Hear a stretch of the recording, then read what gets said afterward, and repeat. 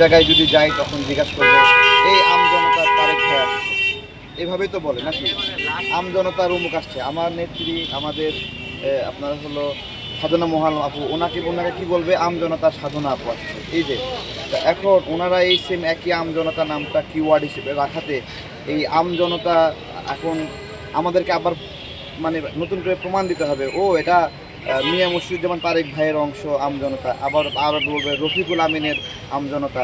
এই যে একটা দ্বিধাগ্রস্ত করা, এটা একটা ষড়যন্ত্রের মতো আমাদেরকে মনে হচ্ছে।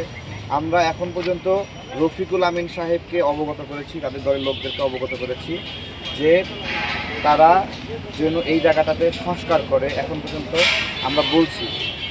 দ্বিতীয় হলো যে এই নামটা যদি সংস্কার না করে তো আমরা শেখ হাসিনার সামনে বন্দুকের সামনে দাঁড়াইছি একটা রাজনৈতিক অস্তিত্বের জন্য, রাজনৈতিক লড়াই দেশের জন্য, এবং আমরা দেশের জন্য কাজ করি। আমাদের দ্বারা আমাদের এই দেশের কোনো সময় বিন্দু পরিমাণ ক্ষতি হয়নি, আমাদের দ্বারা ক্ষতি হয়নি।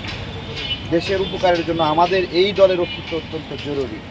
এই জায়গা থেকে যদি দেশের কেউ ক্ষতি করতে চায় তথা আমজনতা দলের ক্ষতি করতে চায়, আমজনতা পার্টির ক্ষতি করতে চায়, বলবে যে দলের জায়গায় পার্টি, এরকম বলবে। ভাই পার্টি ইংরেজি শব্দ, দল বাংলা শব্দ। এখানে আলাদা একটা সামনে আমিনের লাগাই দিলেই একটা আলাদা দলের মালিক হয়ে যায় না। এরকম বিভিন্ন দল বিগত সময়ে রয়েছে, জাতীয় পার্টির অংশ রয়েছে, তারা জাতীয় পার্টি করতো কিন্তু 4 ভাগে ভাগ হয়ে গেছে। গণ অধিকার পরিষদ